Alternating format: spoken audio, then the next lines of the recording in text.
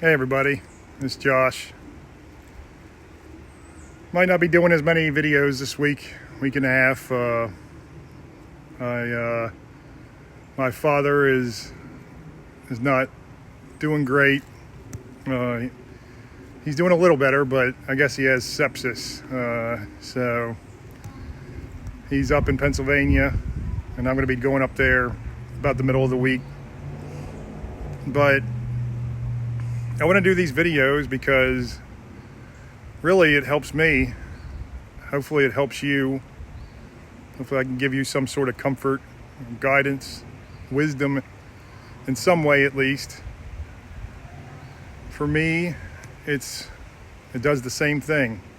It's like therapy. There's something powerful about knowing your calling and working towards it. When I started these videos, I didn't have a clue what I was doing. I still really don't, but I knew God was guiding me. I knew right away. I went out the first day and recorded about 45 minutes of videos, and since that day, I think they've gotten better, and I know that my faith has evolved something more tangible. I was just watching a video.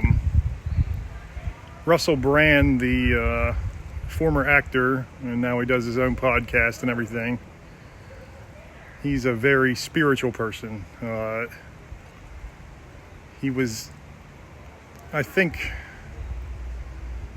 like a Buddhist or did a lot of meditation and spiritual work with himself. And I watched him over the course of a couple years now. He used to be a really bad drug addict, sex addict, just all kinds of stuff going on with him. Over the course of a couple years since he's been sober and had found God, I watched him progress in his faith just like I did. And it really is funny. It wasn't the exact same path, but it was a similar path. I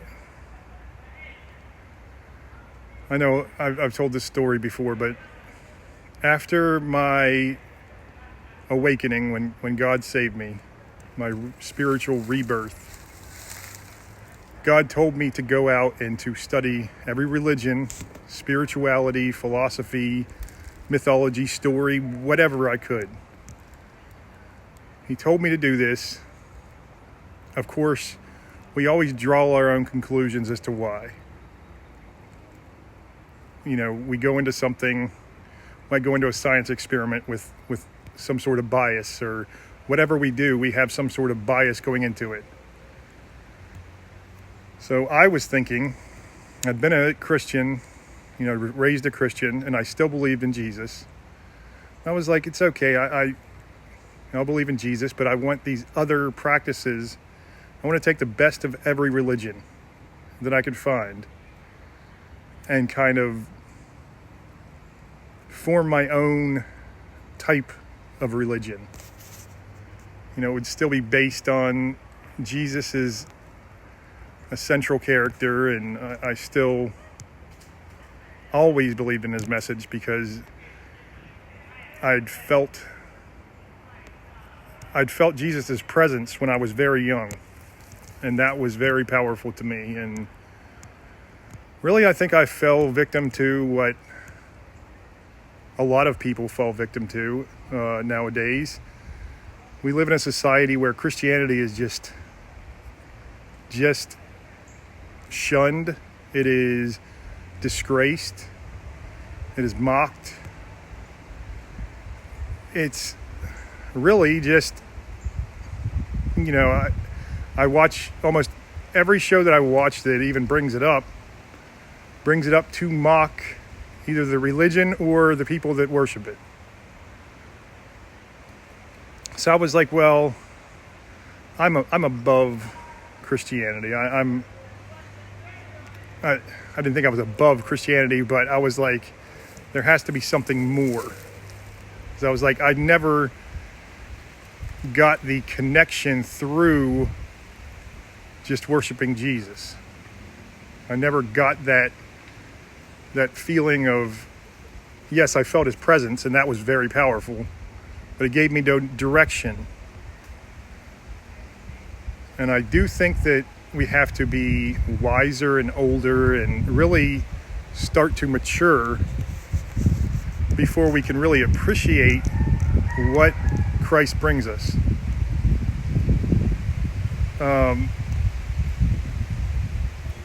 So I was taking all of those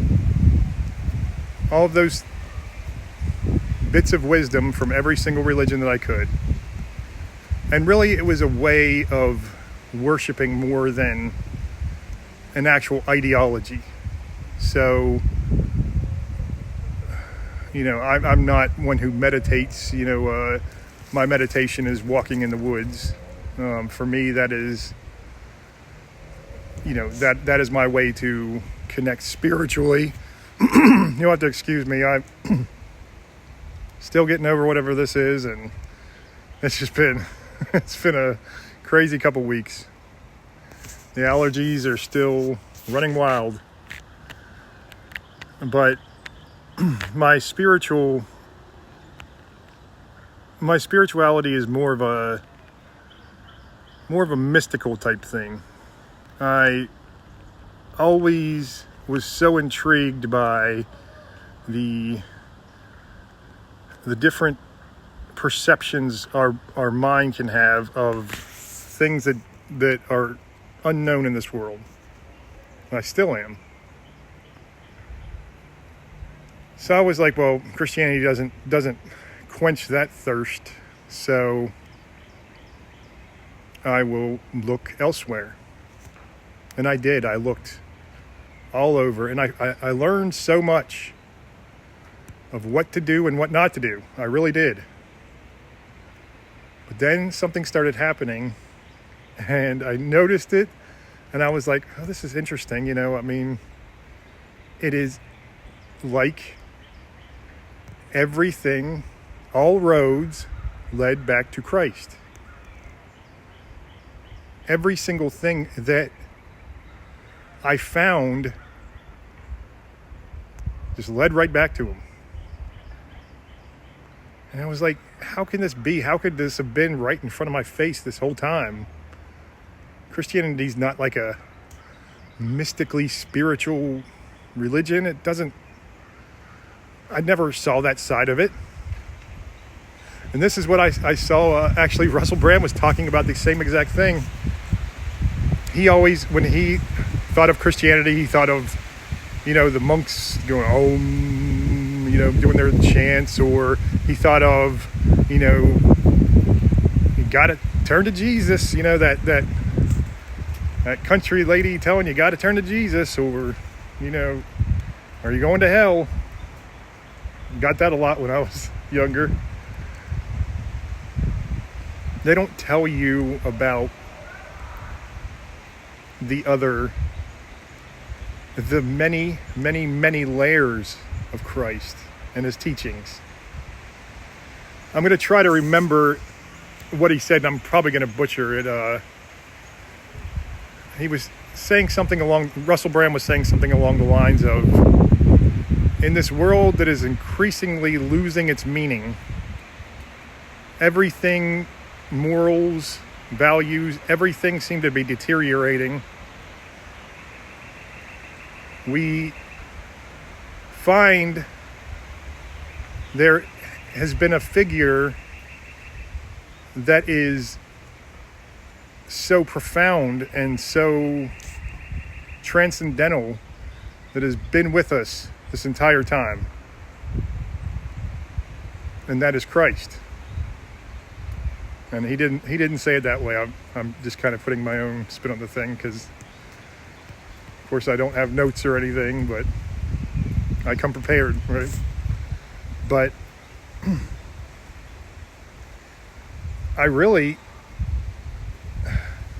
I really think that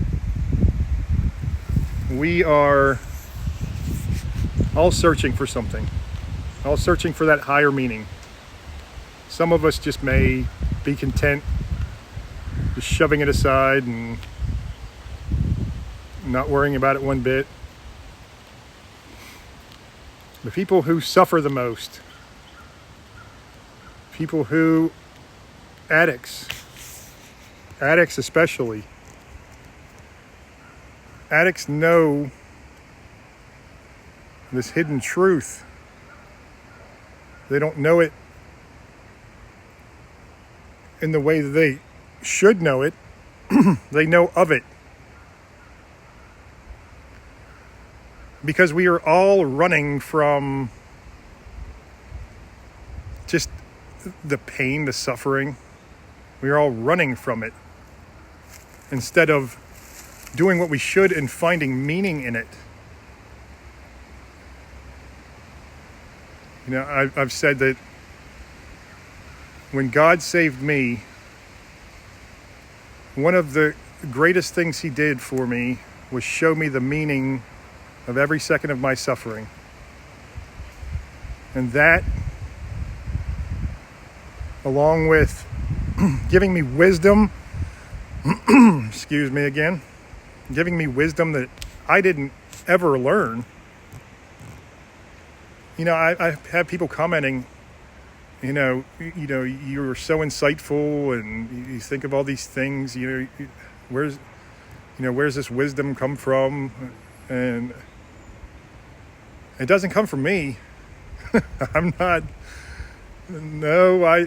might have lived the experiences and I might have opened my heart to God finally, but so can you.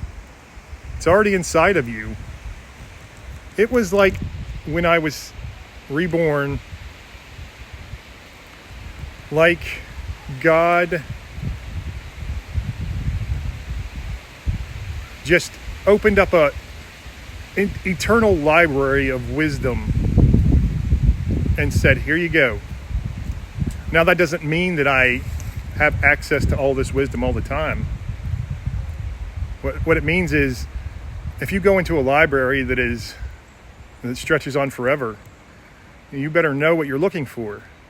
So when I need to ponder a certain situation, I go into this divine library and the answer is waiting for me. It might be way, way, way far away from the entrance, so it takes me a while to find, but it's there. And the greatest thing is the access to wisdom is wisdom in itself. Because I have this wisdom of how to extract the wisdom of every situation. And now believe me, I am nowhere near perfect. I'm not saying I have all the answers, and I'm definitely not a figure as you should not ever look up to or idolize someone, or never meet your heroes, they say. I don't necessarily believe that we should not look up to people, because there are people like my father who spent his entire life serving others. I mean, he would have given someone the shirt off his back, a random stranger. I mean, he went out of his way in times when most people would be like, oh, I'm so tired. I don't have time for these people. I don't have time to do this. I don't have time to do that. I find myself like that all the time. I'm like, I'm in so much pain today. I don't have time to talk to this person or that person or help this person out, or even help myself sometimes. But my father, it seemed like no matter what he was doing, something biting me now, but no matter what he was doing, he made time for others. he's the one who set the example for me for what a Christian should look like. And maybe that's why I had that feeling why I should kind of not turn away from Christianity, but evolve into a higher type of Christianity, I guess, a Christianity plus. It's because I saw this and I was like, I could never live up to that. I could never live up to what my dad does for everyone he sees. I mean, no person is perfect. But for me, my father was the closest I've ever found. I mean, he is the kindest, the best Christian I've ever met as far as living the practice. But I saw the church turn away from him, and I saw his faith start to crack. And it was the same with my mother, who is another amazing person. But when he had his heart attack, this was decades ago now. He had his heart attack, and he had been an elder in the church, in the Presbyterian church in Pennsylvania, where he lives. And no one came to check up on him. No one even bothered calling. And he'd been the elder, and he'd been down to Louisiana rebuilding houses for after Katrina. He'd been all over doing everything with this church. Now, the pastor had died. The pastor that he was great friends with had died about a year or so before this happened, I believe. But it broke my heart into pieces. And that is another reason why I was like, Christian churches are not... I saw the infighting in the Christian churches. I still see it. Do not let Christian churches ruin Christianity for you. There are some great churches, and there are. And there are plenty of... When you go to these churches, and I enjoy going to a lot of different types of Christian churches and just hearing the sermons and hearing what they say about Jesus and their take on it, because I love hearing everyone's take on it. But to see the way that the church is obviously over the centuries since Christ's death and resurrection, they have corrupted his name, waged wars in his name, done all kinds of stuff. Now, I understand there's two sides to everything. You know, the Islam was attacking Christianity for hundreds of years before that, I think, hundreds of years. Before the Crusades and everything. But I'm talking about modern times. Modern times was Christians they have no fun, they have a lot of judgment and no insight on how to connect with God, or even why someone should connect with God and why someone should follow Jesus over any other religion. Now, they're getting better at this, I know. And I saw somewhere where Christianity and all religions are making a huge comeback. And we do need religion so badly. And I think that Christianity is the most important because there is so much to it that even someone who is a mystical thinker like me or Russell Brand can come to see, hey, this is a connection with God. Oh, sorry, my doggies just came out. Let's see if we can get them down here. I don't know. Hey, buddy. Hey, buddy. Oh, I know. I love you too, bud. That's my pack right here. My hound and my lab. So I just lost my train of thought, but I do think that I'm going to be doing more on why Christianity is needed so much more now. But that message of love, other religions claim to be religions of peace. And some are, Buddhism is a religion of peace, but they don't connect with God. They all seem to have this magical, or the profound wisdom, a piece of the profound wisdom that Christianity puts together so you can see the entire puzzle. And a lot of the other parts of these other religions, you'll find corruption in any religion. It's this, you get two people together, you're going to find corruption most times. It's just what happens. It's just human nature. We're sinners. And that is a basic truth in Christianity, that they recognize that the other religions just don't do at least nearly as good of a job touching on.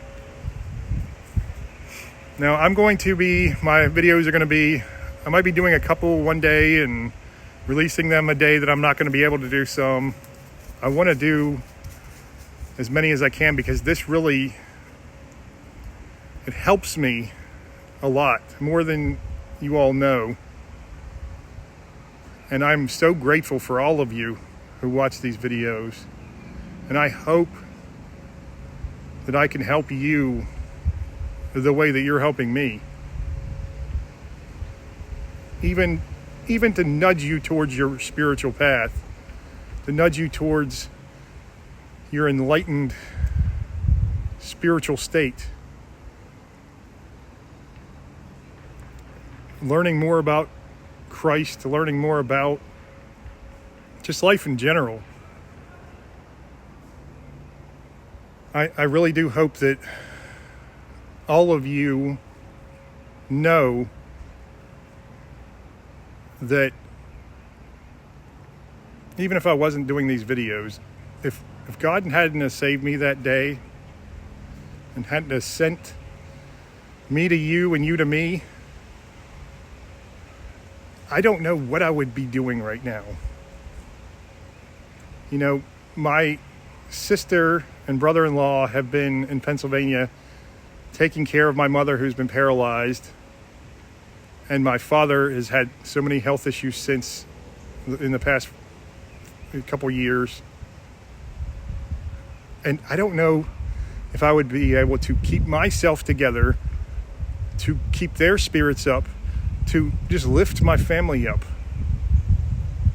When my grandfather died, maybe 15 years ago, there was a void in my family because he was the pillar of my family. And we haven't really had one since, because my father, his faith started wavering.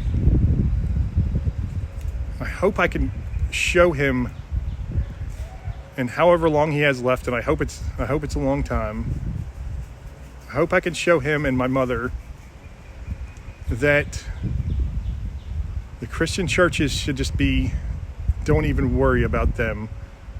That your faith and that Jesus has that personal connection with you, all of you. God has that personal connection with you, and if you can find it and you can just breathe the power from it, breathe the peace and the light from it, you will be able to go through anything. And I mean, there are things that would even test my faith. I understand. But I get so much strength, and I hope that I'm helping those around me and my family, my friends, and because that is the only purpose that matters in life to me. I don't care about anything else. I want to lift people up.